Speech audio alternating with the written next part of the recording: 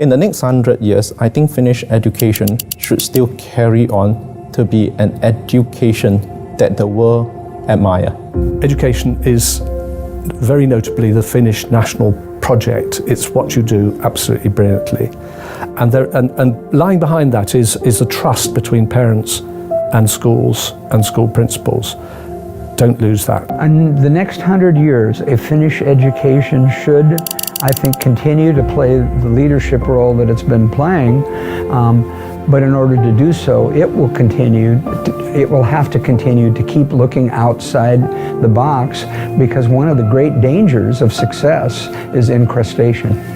The next 100 years of Finnish education should first look like the best of the last 50 years, which values the whole child, the importance of cooperation, the significance of high value and high quality teachers, the connection of schools to their communities, and the importance of emotional and also cognitive learning.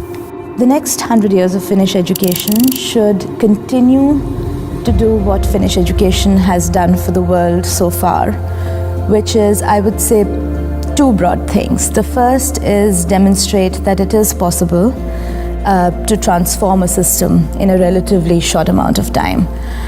The second aspect of education that I would like to see in Finland in the next 100 years is to explore a little more how quality can be maintained with diversity. Finnish education in 100 years is going to be one where I think we see young people learning in ways that is continuous, seamless.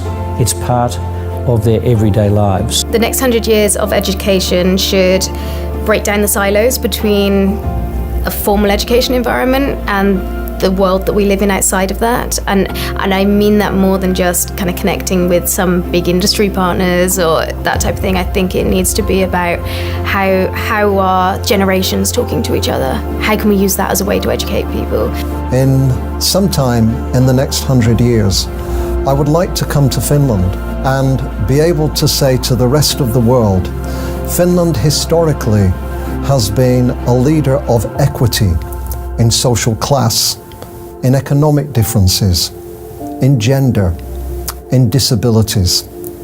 Now look how Finland has become a world leader in equity in racial and ethnic differences.